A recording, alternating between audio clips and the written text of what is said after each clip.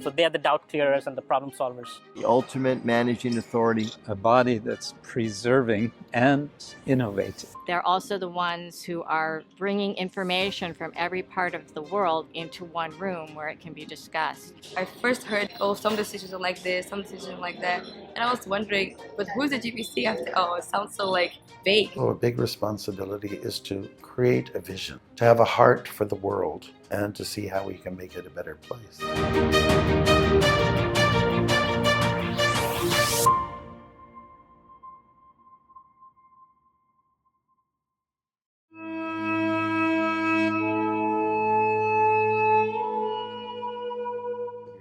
Experience. And I think that's part of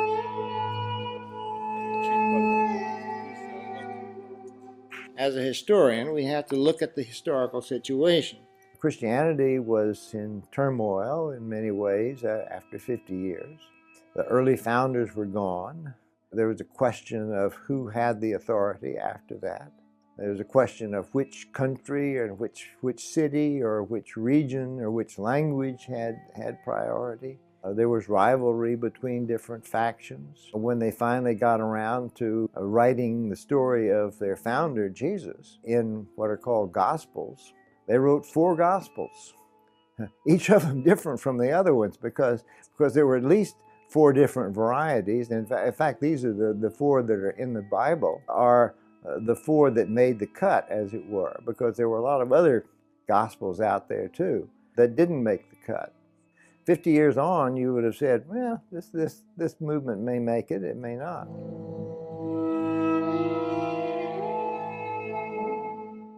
Islam, after Muhammad died, solved their scripture problem because Muhammad's revelations that were brought together in the Quran were relatively early. But they had enormous problems of succession and leadership. In fact, they literally fought wars over it. And within 50 years after the founding of Islam, the Shia-Sunni split had occurred. 2 rival factions that still have not reconciled. If you look at ISKCON after 50 years, it stacks up pretty well. I mean, it's gone from 0, basically. And nobody knew anything except, Prabhupada knew things, but nobody else did. It's gone from that to being a worldwide movement.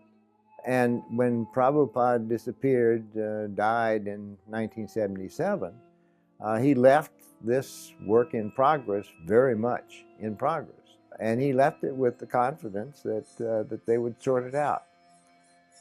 There might be problems, and there certainly have been problems, but he had the confidence that Krishna was on their side.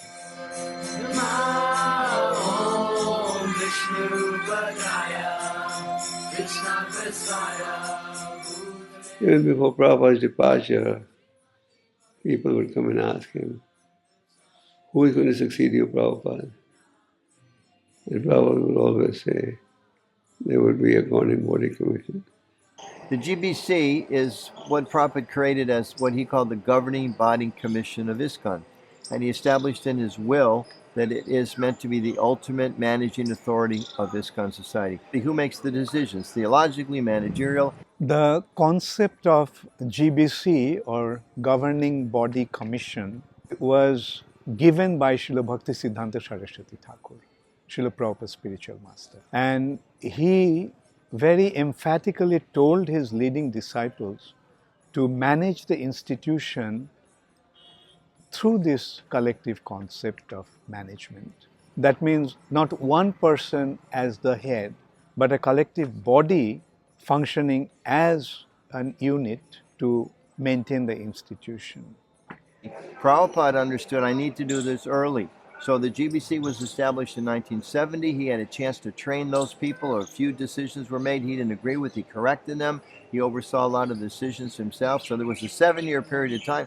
Prabhupada was here after he created the GBC because he wanted to make sure it was up and running. December 74, Prabhupada asked me to be the GBC for India. Prabhupada, in the early stages, would guide us and get involved. But then around 1776 onwards, I saw that he was reducing his involvement intentionally. He wanted the GBCs and the next generation to be trained and how to manage this world. Hare Krishna, Hare Krishna, Krishna Krishna, Hare Hare.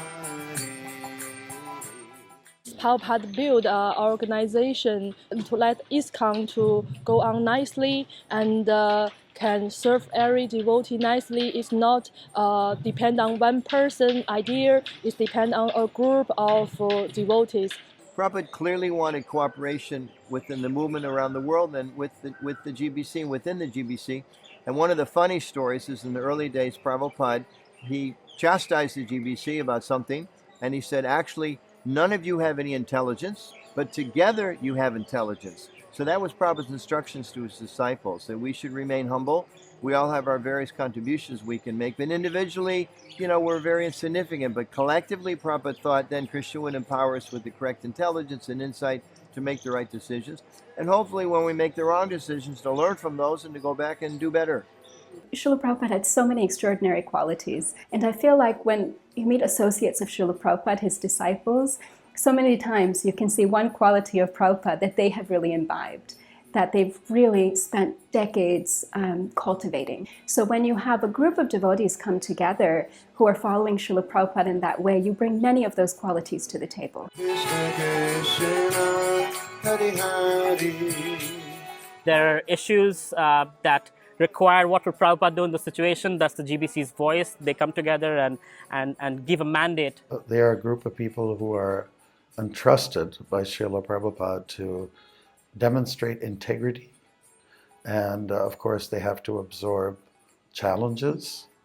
And also a big responsibility is to create a vision. And soon after Srila Prabhupada's disappearance, we saw the institution went through various crises. And, some leading devotees could not function together with the others, and they had spiritual difficulties. Because the GBC, the collective body, was there, they couldn't stand up against that body.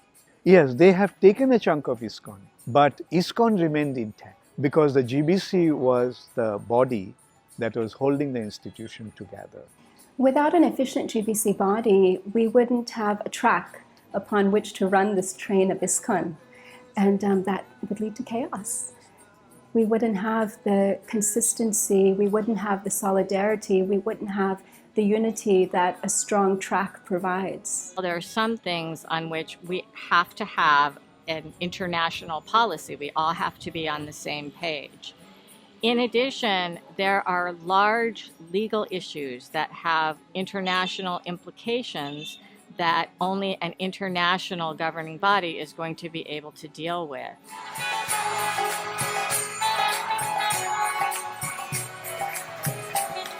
The GBC has the role to guide with seniority, with all the knowledge and leadership, spiritual leadership, and create a sense in the devotees that belong to a bigger institution which has a lot of unity, but at the same time can allow for specific manifestations of their cultures within the realm of Krishna consciousness.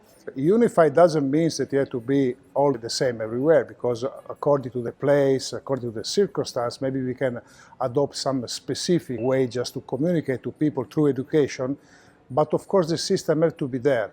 Diversity is a challenge, undoubtedly. It means that decisions can't be made as quickly. Decisions may not satisfy everyone 100%, but that's the beauty of it. They represent an international society, and naturally an international society means a diversity of opinions and backgrounds and interests. And leadership, of course, is very much about vision. And vision is, on the one side, about preserving the vision as we understand it, as given to us by our Founder-Acarya. And at the same time, there is a duty, the challenge of keeping that vision fresh. And that means responding to present realities as they change. So there's kind of two things that I think the GBC has to do. It has to be a body that's preserving, and it's also a body which is innovative. I see ISKCON is growing up, maturing from a charismatic movement to, it's what Max Weber called a rationalized institution. It's when you have to then put your beliefs in writing. You have to formalize the rituals. You have to make sure you understand what all the roles are, what the ethics of the community are, and all the rest. That's where ISKCON is today. In order for us to grow as we are and to continue to grow as a global movement, the International Society for Krishna Consciousness, we need systems put in place. Prabhupada said in his first purpose of ISKCON, of his 7 purposes, is to systematically propagate spiritual knowledge to society at large. So in the early days, a temple could start here, start there, and the system was they phoned each other once in a while. The GBC would have 6 or 8 temples and travel and visit. We're getting more sophisticated, we're getting bigger, and we need to have better ways of coordinating amongst ourselves, better ways of training our leaders, better ways of learning from our shared experiences.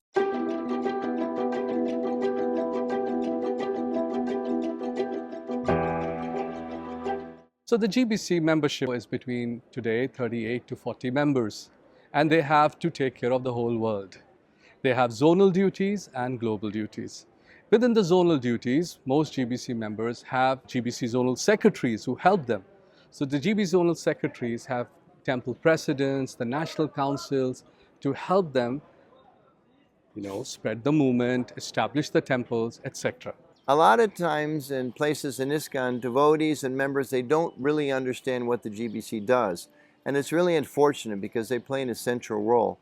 And just an example of some of the positive things they do, in the year 2020, the Governing Body Commission, working with the Shastric Advisory Council, approved a whole set of policies called hermeneutics. And hermeneutics means, it's an academic term, how do we study the scripture? How do we study the teachings of Srila Prabhupada? How do we bring together the different statements that he makes into like one cohesive whole? The general idea of this group of devotees is that they act as a Brahminical body that assists the GBC in careful examination and analysis of our tradition, especially in terms of sadhu, shastra, and guru. There is such a vast body of these 3. The Shastra Advisory Council, or we call it the SAC, has been given this special task to examine very specific questions at times, and sometimes also broader questions.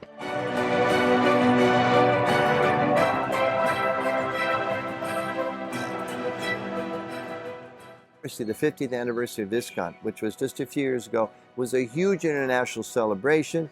We had big events in Washington, D.C., just down the street from where the president lives. In Sydney, they had an event in a very, very important and prestigious location. We had celebrations in Delhi and in Calcutta, thousands of people. And that was all organized through the vision and the inspiration of the Governing Body Commission, working together cooperatively and inspiring devotees on a local level.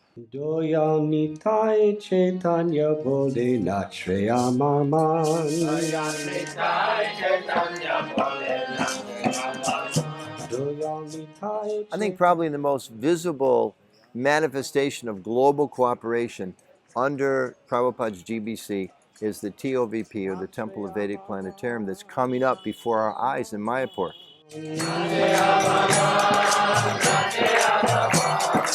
It's pretty amazing what's happened over 10, 12, 15 years. Could we have gotten a little bit more cooperation? Probably. But we have many peaks and valleys and many outstanding leaders that have really stepped up to the plate to help us since the beginning. So I'm very happy about that. Very exciting things are going on here in Mayapur, and we're always dependent upon the GBC to please bless us and help us in any way that they can.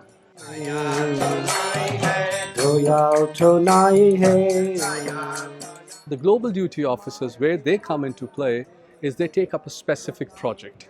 So they could take up a project of developing education systems within ISKCON.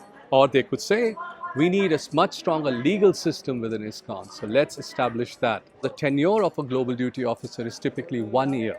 So they take up a project, they have certain deliverables, and they try to produce that result for the GBC body.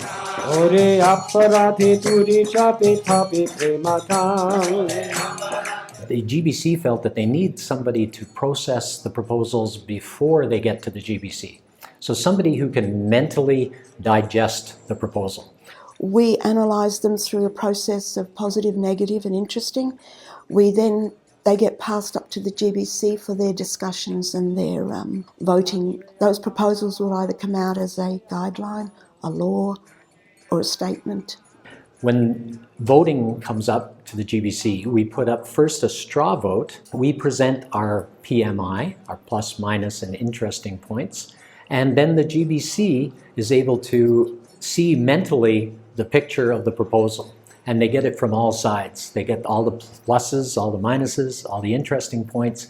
And on the first straw vote, they often sometimes say, well, I would vote for this if you change the proposal this way. So after the straw vote, we then take the proposal and we modify it in such a way to satisfy the GBC, but to also satisfy the proposer. And in that way, then the GBC come up with a resolution that is acceptable, and they don't have to spend a lot of time on it. The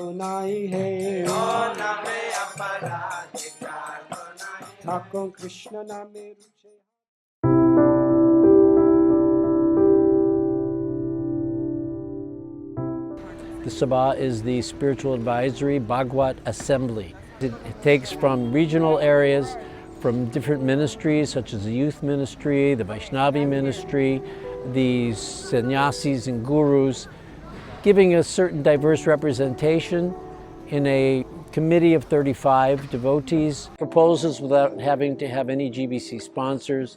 We can bring up issues to the GBC that they may not be aware of and present papers and initiate discussions. We see all the resolutions, we go over them again. If something doesn't add up for us unanimously or a majority, then we send it back for reevaluation. I'm one of the 3 youth representatives in the Sabha. Just recently we established a Sabha website. On that Sabha website there is a form for people to write in with their issues, their questions. Then we consider whether or not it's something we want to take up, and we'll respond to that person to whether or not we're going to be looking at that more deeply. We're not a judicial branch of ISKCON. We take more broad issues, but if there's some injustices due to policies, we'll look at that policy and we'll then send our conclusions to the GBC in the form of a summary paper.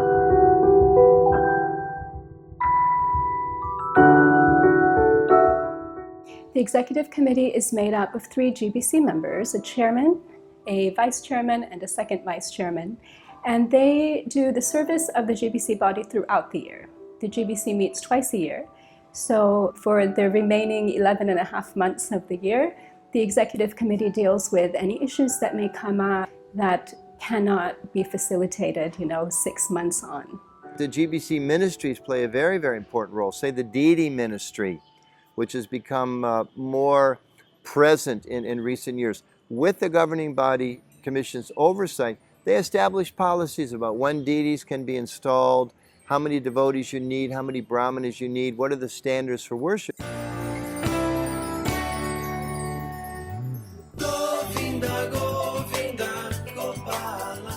We have about 100+ projects. Some just Goshala in an urban center in India. There are many of them. Maybe around 60 farms, and they're located in many, many different places with many different challenges. So definitely there's a need for standardization, but since agriculture is so local and so particular to regions, we decided not to establish one teaching center, but actually to establish many eco-teaching centers in different farms. What we do to unify is we try to devise policies, approve them at GBC body, and follow up to see if they can be implemented. Vaishnavis need their own minister because the Vaishnavas are represented by everyone else at the table. There are 35 or more, sometimes 40 men in the room during the GBC meetings. There are 3 or 4, maybe 5 women. It's not that men are against women or women are against men, but men naturally think of things from their own point of view. So the Vaishnavi point of view isn't being represented. Many times the Vaishnavas are unaware of how policy may be affecting Vaishnavis or what Vaishnavis might need to help them advance in Krishna consciousness. We see it as our goal to try to help enhance the reputation and the impact that ISKCON's having on the society around us. So we train devotees how to work with the media. We train devotees how to understand and work with their neighbors. We train devotees how to be good speakers and to be better listeners. And in this way, through the support and the vision of the GBC, our ministry is able to affect the society and individual devotees and families all over the world. I am on a number of ISKCON committees. We have organizational development. The names don't sound very interesting, but how to organize ISKCON and create systems of management, standards, ethics. I'm on a nominations committee, and our business is to find new up-and-coming ISKCON leaders, cultivate them, develop them, so they can grow to their full potential. And because after all, time and tide wait for no one. The GBC strategic planning team has been set up by the GBC some 12 years ago. The ISKCON Leadership Sangha is part of that journey of strategic planning where we wanting to bring together the leaders globally to work collaboratively towards a brighter future for ISKCON. And in that effort, over the years, the GBC strategic planning team have created various committees as part of the strategic planning network, devotee care, outreach. It's definitely a transitional time. And the GBC are working on training young people through the GBC College. Their vision is to train 160 young people in the next 10 years. GBC College was a great experience for me, and I'm already a zonal supervisor for Turkey after graduating from GBC College. I was with many senior devotees. I was having association of them, and also the things what we learned from GBC College, the content was super wonderful, and I started implementing the teachings that I learned from the college. And serving as youth minister on the GBC, representing youth concerns and trying to make the leaders aware of issues among the youth, and also trying to represent to the youth what's going on the GBC, if there's any important topics that are being discussed that affect them. Some of the concerns that the young people have that they would like me to represent to the GBC are some of the hot button issues that are affecting them right now in the movement.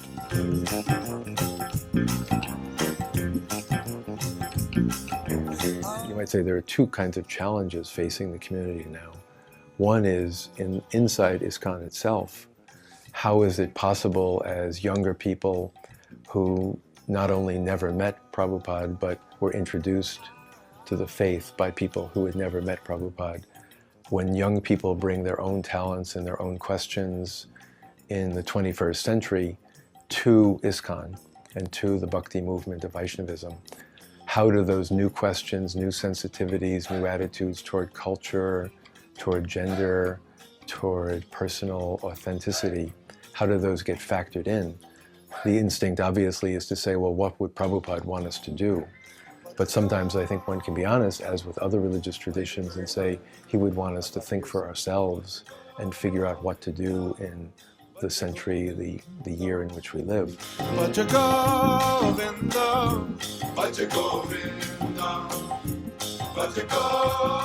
Youth are generally worried about a few things. One is the transparency of our organization, that there were things that happened in the early days especially, difficulties that went along with the many successes that were there for Srila Prabhupada and his disciples. And because the conversation around those difficulties isn't had in a totally honest and transparent way yet, we lose a lot of young people, because that's the main ethic of next generation, is that they want honesty. It's a principle of Dharma, so it's really a good thing that we could play to our advantage. Right now, though, we're not coming from a place of strength. We're often on the defensive in that conversation.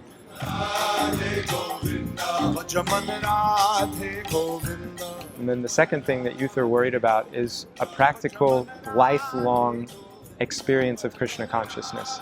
They recognize that the ashram might provide them something for a year or two, or as it did for their parents for a decade. But long term, what's my experience of life going to be if I practice Krishna consciousness? And does the society offer me opportunities to develop that in a sustainable way while keeping a comfortable space for your family?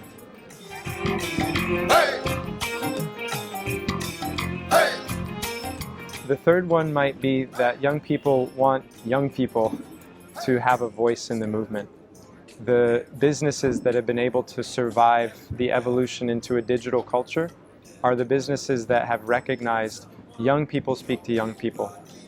It's not millennials being spoken to by an older generation, but it's millennials and now Gen Z creating the voice for their generation through these old institutions.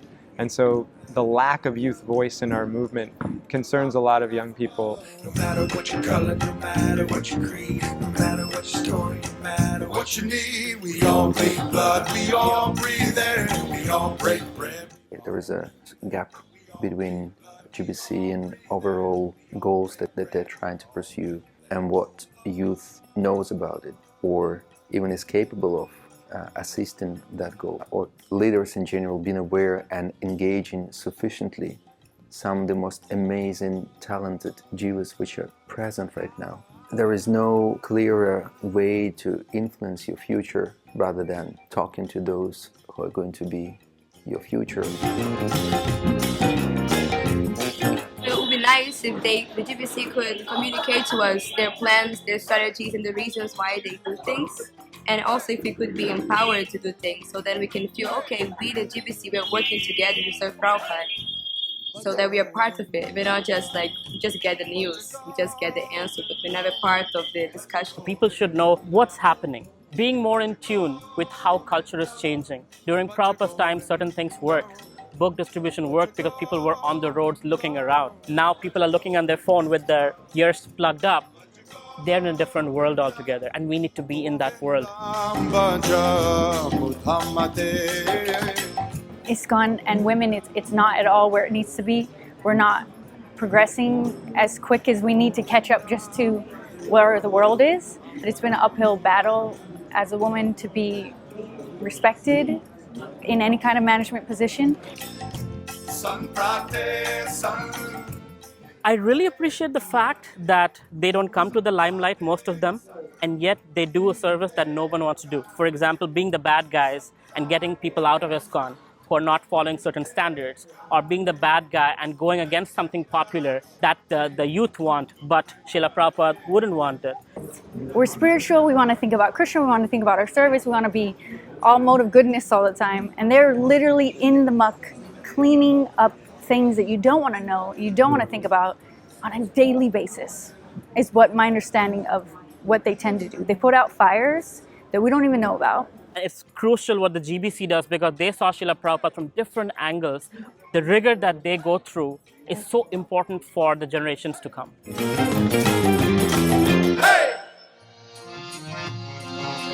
Hare Krishna, Hare Krishna.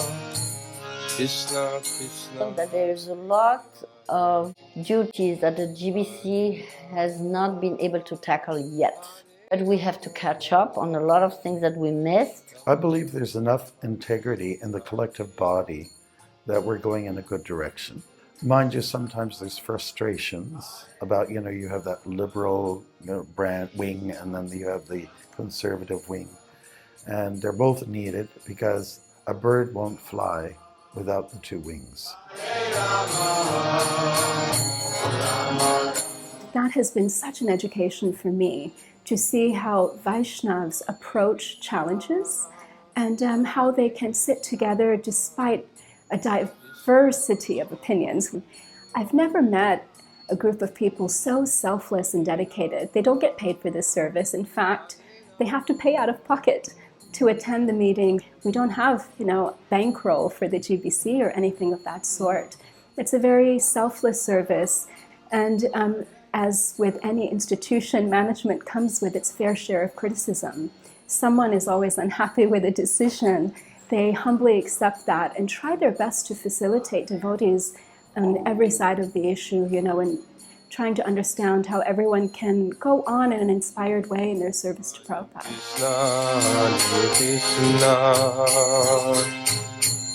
Frankly, it's symptomatic of the amount of love that these devotees have for Srila Prabhupada. Now the question is, we're also the pioneering generation. So my generation, the emphasis was kind of on love and trust and just do everything you can and really give yourself and don't expect a whole lot of resources to support you. I personally don't have any staff. I've had staff in the past. I don't have any now. It's okay, but we need to change the system moving into the future. And that's why the GBC lately is so much focused on trying to create systems for the future, because I don't think we can expect 20, 30, 40-year-old devotees to do it the same way we did. It's a little too much to expect. But we did it because it needed to be done. I trust the GBC that they are doing the best in their own capacity. Endlessly, they are meeting, they meet around the world, they do a really, really big service free of charge for ISKCON. So I am actually really appreciative and grateful that they have been doing this service for the past 50 years.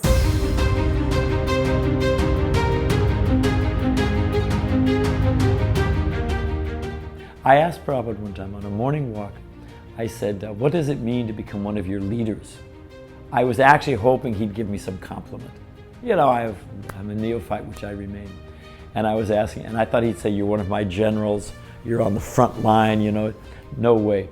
Prabhupada stopped, put his cane down, sized me up, and he said, it means if anything goes wrong, it's your fault. So on one hand, that is our responsibility. We are the ultimate managing authority, and it falls on the GBC. It's a very heavy and responsible task. Prabhupada said, but you should remember, he said, if you remember that you're blessed, that you get to serve so many Vaishnavas. And I've studied the GBC for many years, and there really is that thread that let me just serve the devotees.